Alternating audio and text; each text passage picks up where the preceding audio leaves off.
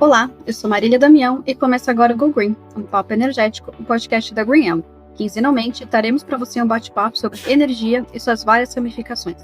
No episódio de hoje, falaremos sobre tendências e futuro do mercado de energia. Cada vez mais aquecido e buscando sempre a energia limpa, o setor elétrico tem investido cada vez mais em tecnologia para atender a demanda de consumidores. Essas mudanças têm impactado tanto a geração quanto o consumo de energia. Buscar cada vez mais soluções para diminuir os impactos ambientais e garantir eficiência energética se tornou prioridade. A meta, até 2030, é que o mundo tenha acesso a um sistema confiável e acessível de energia renovável para atender diferentes tipos de consumo. Esse é um dos pontos dos Objetivos de Desenvolvimento Sustentável das Nações Unidas, que inclusive a gente falou no último episódio aqui do podcast. Assim, diante de um futuro que demanda cada vez mais por energia, tecnologias e tendências surgem a todo instante. Então, para falar desse tema, convidamos hoje a Bárbara Ruim, CEO da Bright Strategies e vice-presidente do Conselho da AB Solar. Seja bem-vinda. Obrigada, para mim é um prazer estar aqui com vocês para a gente conversar sobre um assunto que é a minha paixão realmente, que é o tema da transição energética e futuro do setor elétrico. Então, antes da gente entrar no futuro, eu queria comentar um pouco do passado. Então, a gente fazer um pouco uma retrospectiva do que a gente viveu nesses últimos anos aí do mercado de energia, que teve, inclusive, bastante coisa que mudou. Então, Bárbara, que você comentasse um pouco de alguns investimentos que tiveram nesses últimos anos relacionados à tecnologia, à regulação, né, mais modernas que a gente teve também, e o que você vê como realidades que a gente já tem hoje no Brasil e quais resultados que a gente já pode comentar aqui. Eu acho que quando a gente olha para o setor elétrico, é impossível a gente não falar, e aí eu vou tocar até um pouco do meu chapéu aqui, né, assim, do meu jardim, diria, dos investimentos que a gente teve em outras fontes renováveis, e aí notadamente a energia solar, que já é a segunda maior fonte da matriz elétrica brasileira. Hoje foi um crescimento exponencial que a fonte teve nos últimos 10 anos, mas também de outras renováveis, como o próprio biogás, o próprio biometano, que são tecnologias que, apesar de fazerem, digamos assim, a geração de energia elétrica, fazem isso de uma forma diferente e acabam também tendo outros usos, né? Então, permitindo, de fato, que a transição que a gente tanto busca para um futuro 100% renovável, ela seja cada vez mais realidade, cada vez mais possível. Para além dos investimentos na diversificação dessas fontes que a gente teve,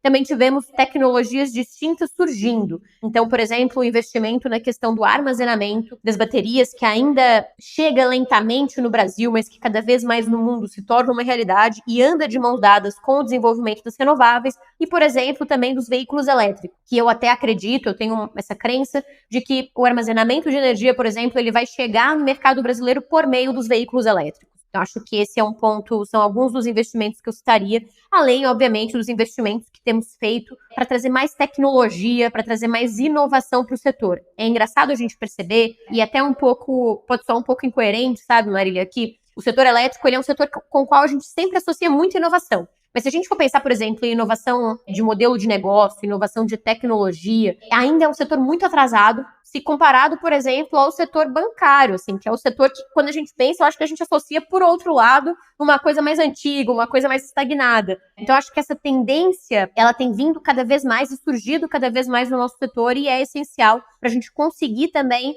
abraçar melhor o consumidor, né? Assim, a gente tem visto muita tecnologia que vem em favor da praticidade, em favor da simplicidade, que é um movimento muito bem visto no nosso setor. É um setor que trabalha muito inovação, mas muito mais relacionado à abertura dele, né? Então, isso, inclusive, nessa questão, é um mercado regulado demais, né? Então, eu mesma não trabalhava com a área de energia, eu entrei nesse mundo, né, já fazem uns 4 anos, me apaixonei, mas realmente a gente vê que o leigo não entende nada de energia, é um modelo muito rígido, né? As pessoas não têm acesso a entender muito bem o que está pagando, o que está fazendo, é conta de luz, né? Não é conta de energia.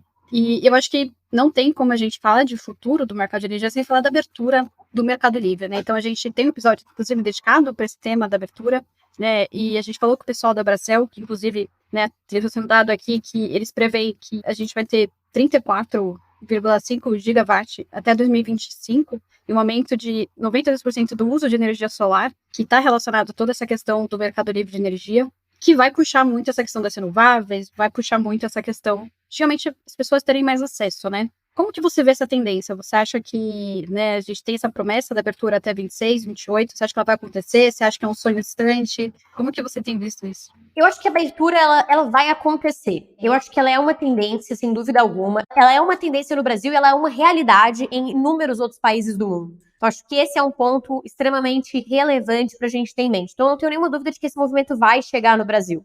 Se ela vai acontecer nessa velocidade que a gente tem previsto até 26, um pedaço até 24, depois até 26, eu diria que vai depender muito, realmente da vontade do regulador e do legislador. Impossível a gente não dizer, né, Marília, que o setor elétrico, e sobretudo essa parte de modernização do setor elétrico, de abertura, ela perpassa o legislativo. E aí, em 2023, a gente teve uma mudança forte, tanto no Legislativo brasileiro, Congresso e Senado. Eu acho que a gente ainda precisa entender quais vão ser as prioridades legislativas desse novo governo que chega.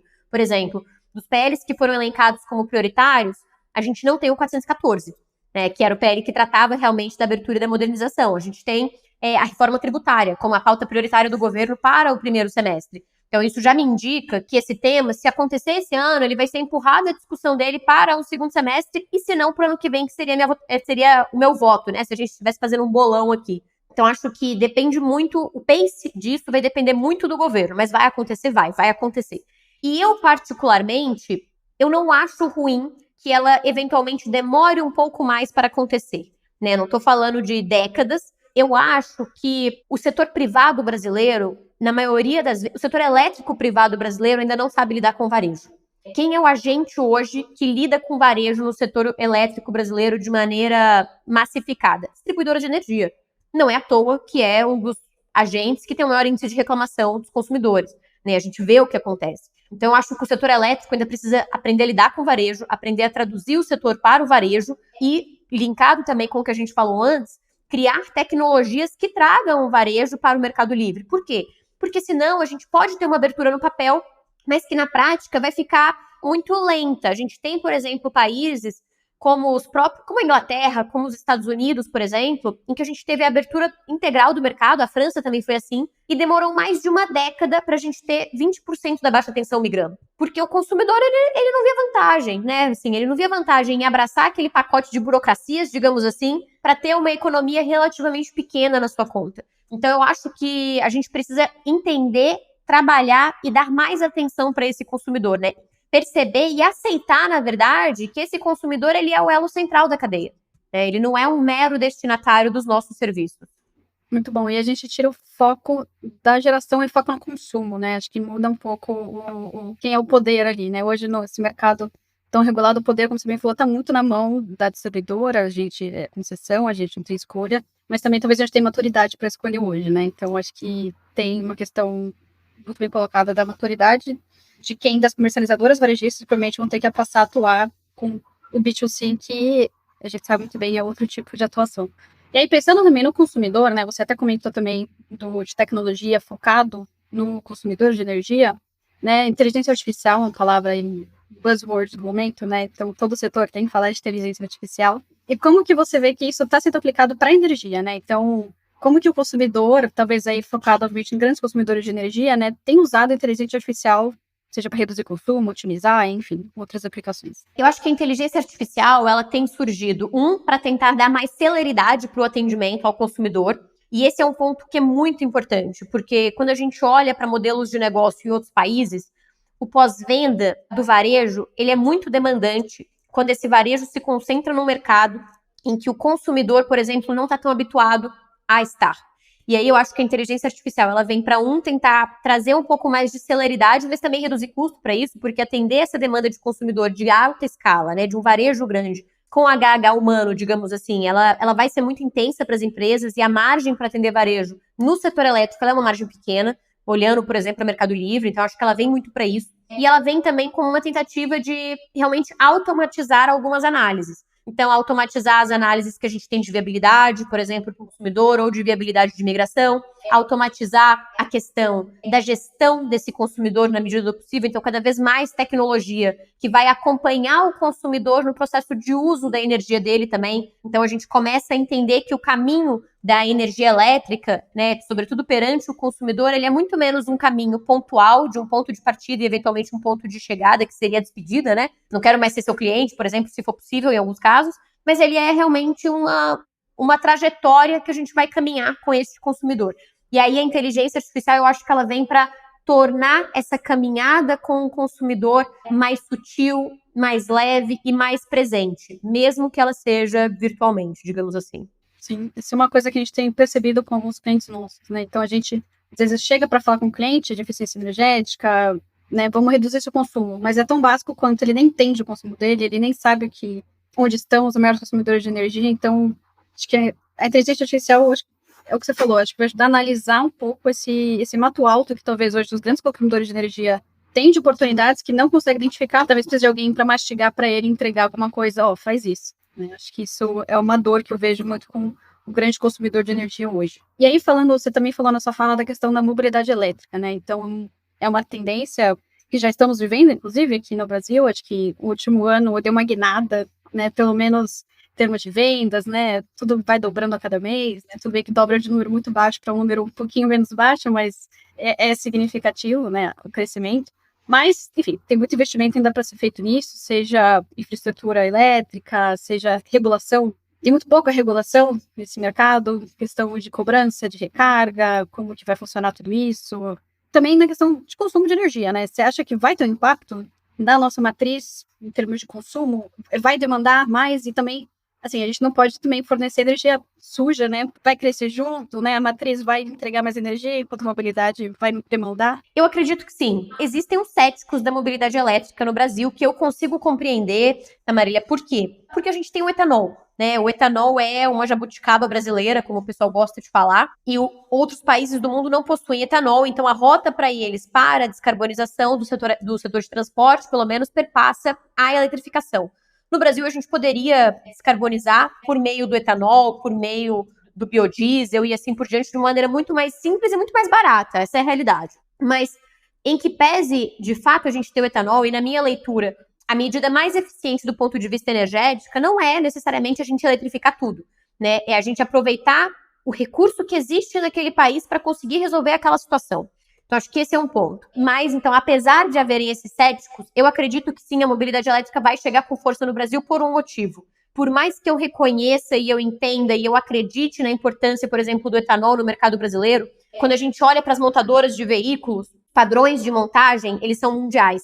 E eu duvido, por exemplo, que no momento em que as montadoras, né, que atendem a massa, né, eu não vou falar daquele cara que atende um consumidor muito nichado, mas as montadoras que atendem a massa tiverem que migrar toda a sua fabricação para veículos elétricos, para atender às exigências e às proibições da Europa, dos Estados Unidos e assim por diante, e aí eu sou cética de acreditar que elas vão manter uma produção específica, um maquinário específico para produzir um carro flex para o Brasil. Então eu acho que sim, a eletrificação vai chegar aqui dos veículos, ainda que ela chegue um pouco mais lenta, por uma política tributária que a gente tem hoje. Né? Hoje os veículos elétricos eles são altamente tributados, isso em virtude também do lobby que a gente tem, obviamente, no setor automobilístico, infelizmente é uma verdade que a gente não pode negar, mas eu acho que ela vai chegar por uma demanda do consumidor. Né? O consumidor já tem se atentado para isso, tem se atentado pela possibilidade. E eu fico feliz de ver que, pelo menos neste ponto, a nossa regulação não está tão atrasada, né? Eu costumo dizer que, em geral, a tecnologia, ela come a regulação de almoço. Mas acho que no tema da recarga elétrica, de fato, a gente saiu à frente, a gente tem uma resolução que já prevê essa questão da recarga elétrica e a forma como a gente vai tratar esse consumo de energia, até trazendo uma permissão para ser uma venda mesmo de energia, né, entre o proprietário do ponto de recarga e o consumidor que usa aquele ponto para recarregar seu veículo, que é uma inovação regulatória muito grande no Brasil, e a gente tem essa possibilidade aí já há mais de 3 anos.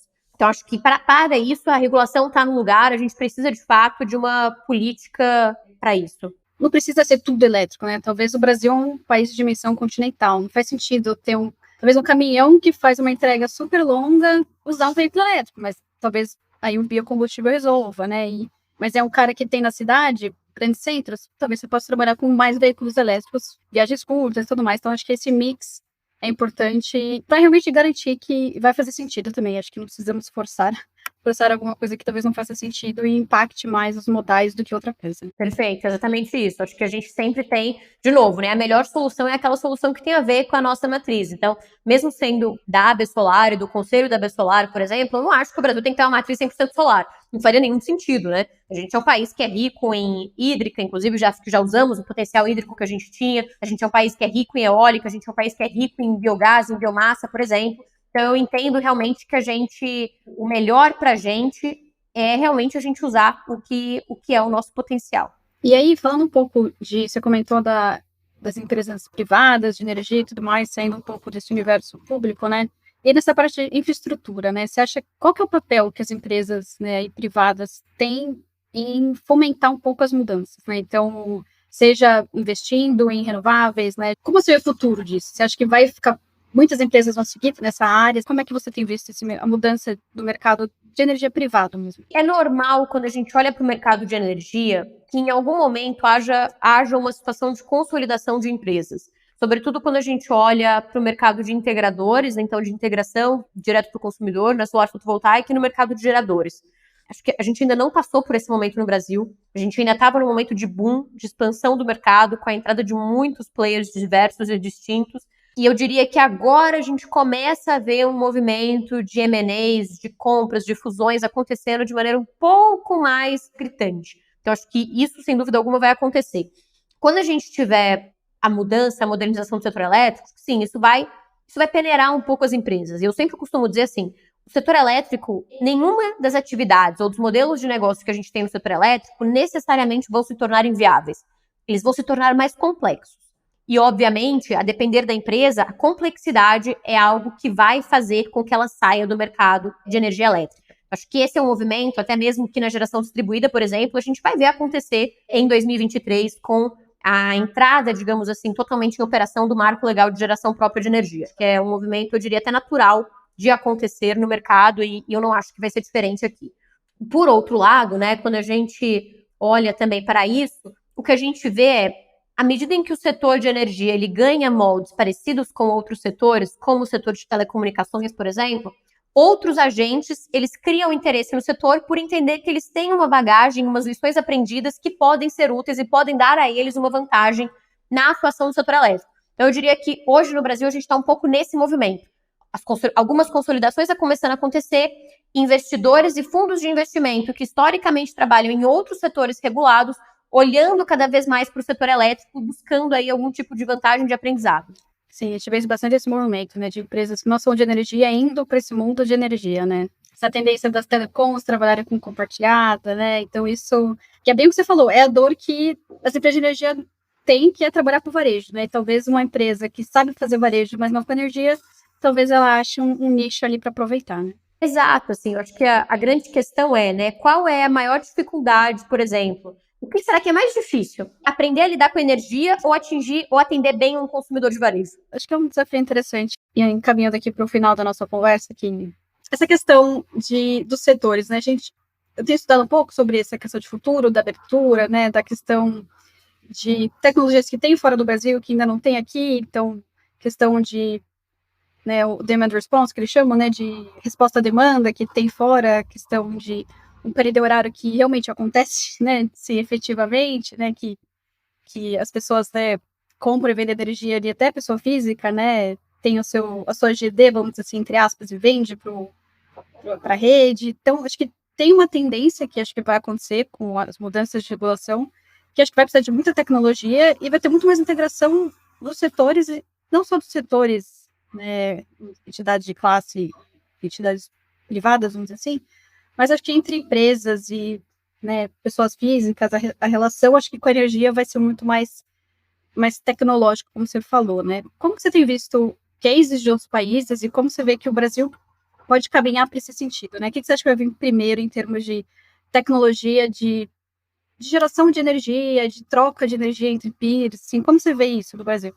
Eu acredito muito, de fato, na abertura de mercado com o varejista. Então, eu diria que acho que a tendência maior que a gente vai ter no mercado, de fato, é um crescimento da figura do comercializador varejista, ou mesmo das outras figuras o agregador de carga, por exemplo, que está prevista na modernização do setor elétrico. Então, eu acho que tudo que rodear isso vai ganhar muita força. Eu até diria que a essa figura a gente vai ter outras. Por exemplo, um agregador de crédito de carbono, que é uma figura que eu propago há muito tempo. Quem desenvolver isso, por favor, pague os royalties. Eu acredito muito, realmente, em tudo que vier para facilitar essa grande tendência, que é para onde a gente está caminhando, né? E, de novo, quando a gente olha, por exemplo, para a geração distribuída, ela nada mais é do que uma forma também da gente conseguir trazer esse consumidor para mais perto do setor elétrico, trazer ele para mais próximo disso. Eu não acredito que a gente vai ter uma grande revolução tecnológica.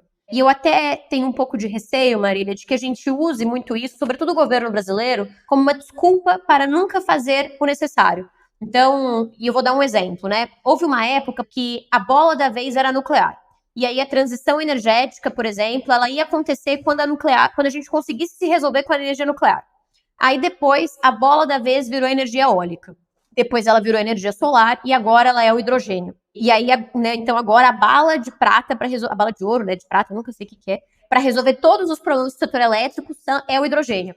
E então eu tenho a sensação de que a gente sempre fica apostando muito no futuro que a gente não sabe como vai ser, como uma desculpa para não fazer o necessário no presente.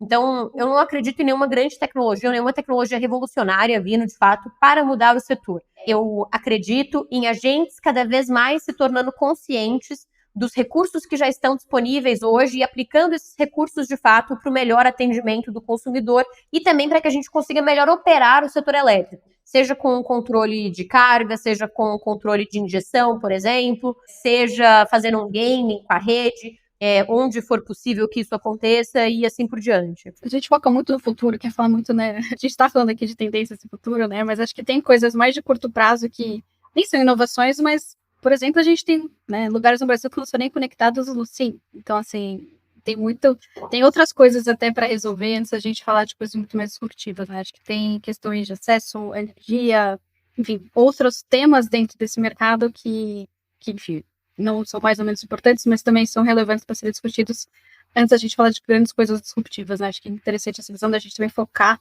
em coisas que a gente já sabe fazer, talvez muito bem, e só precisa aplicar isso em mais camadas de consumidores, né? Então, é traduzir muito melhor isso. E aí, uma coisa que acho que eu, pessoa física, e eu vejo um pouco isso, esse desafio com as empresas de energia, é entender um pouco regulação. Eu acho que isso é uma coisa que, né, parece que as pessoas, né, escrevem as regulações, né, de energia para ninguém entender, né? Sempre é muita coisa complexa, as empresas ficam pedindo legal op para 10 escritórios, cada um responde uma coisa diferente. Eu acho que isso, como que você vê isso melhorando? Assim, aí é uma pergunta que não tem resposta certa, mas um feeling seu, né, do como que você vê o desafio disso, né, seja da ANEEL e dos órgãos públicos, de facilitar a comunicação das empresas que estão querendo participar disso, né? E às vezes não conseguem entender a regulação.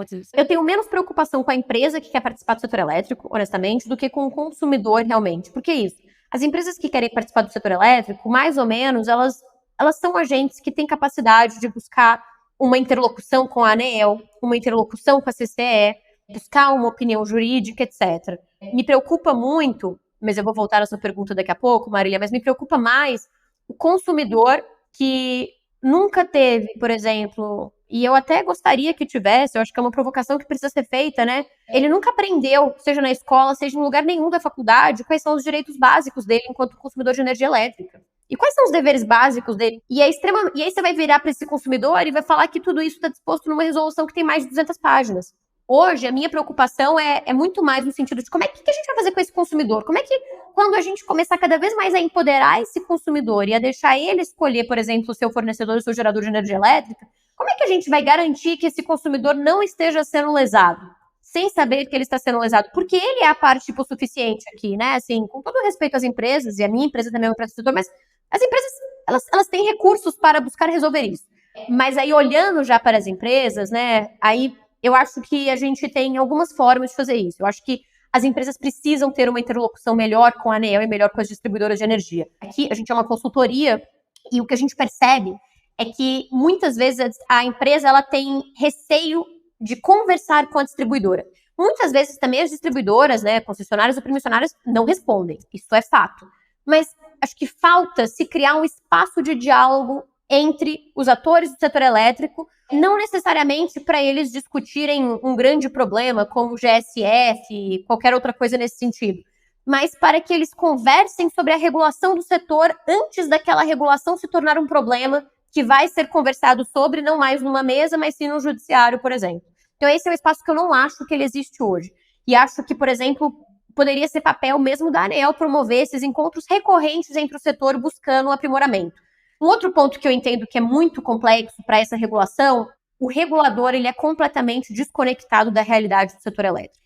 Então, a regulação ela é feita, pensada de um jeito, ela vai para o exercício prático dela, e o próximo ciclo de revisão que a gente tem previsto é para daqui a 3 anos. Gente, 3 anos é muito tempo para uma resolução normativa ficar gerando dúvida no mercado. Se é uma resolução, sobretudo que vai tratar, por exemplo, de uma inovação dentro do setor, de um tema extraordinário, por exemplo, sei lá, a questão dos híbridos, como foi feito. O híbrido eu até acho que é um bom exemplo, né? Depois eu volto nele para explicar por quê. Mas a questão do armazenamento, da bateria, etc. Eu acho que essa regulação, ela tem que passar por um processo de revisão, seria 6 meses, seria 1 ano. E pode ser uma coisa mais simplificada, mas exatamente para a gente testar. Nesse sentido de testar, eu até acho que a gente viu alguma melhora nos últimos anos na ANEEL, que criou o tal do conceito de sandbox, né? Que são pilotos de temas que a agência entende que precisam ser regulados. E aí, antes de regular, ela cria um piloto daquilo para que ela tenha algum caso prático para conseguir trazer um pouco mais de densidade, de realidade também para aquela regulação dela. Então, acho que isso ajuda a regulação a ficar mais conectada. Eu disse que o caso dos híbridos era um bom exemplo, porque a ANEEL começou a regular, veio um pedido de um agente para fazer uma usina híbrida solar e eólica durante a regulação, e aquele pedido ajudou muito a agência, que foi concedido em caráter extraordinário, a princípio ajudou muito a agência a terminar a regulação de híbrido. Então eu acho que a gente precisa ter mais esses ciclos de colocar a regulação à prova antes dela causar estragos no setor. É isso que a gente percebe, assim, não cobre todos os casos de uso, né? E às vezes, né, o seu projeto cai ali no limbo da regulação, você fala, e aí? Né, o que eu faço? Né, mas acho que faz sentido, é comunicação, né, gente? Tudo na vida se baseia em melhorar a comunicação, né, gente? Bom, chegamos ao final do nosso bate-papo. Muito obrigada, Bárbara, pela participação. Foi muito bom aqui bater esse papo com você. Obrigada a você, Marília. Para mim é um prazer. Foi um prazer estar aqui. Agradeço também a compreensão de vocês para a gente conseguir remanejar os horários aqui do nosso momento juntos e espero voltar mais vezes. Com certeza. E quero agradecer você que ouviu a gente até aqui e convidar a seguir o Go Green na sua plataforma de preferência de podcast e também por ela nas redes sociais. Até mais.